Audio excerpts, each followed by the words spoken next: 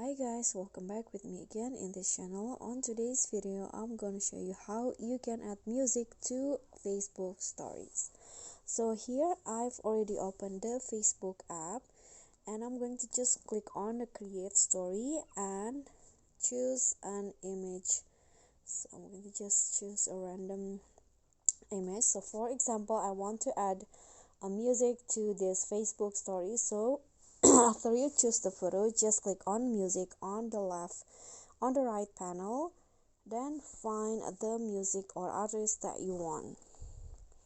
After that, just click on the song, and here is what it will look like. If you want to change the how the music look like, just click on the music, and here you can see there are a few options to choose.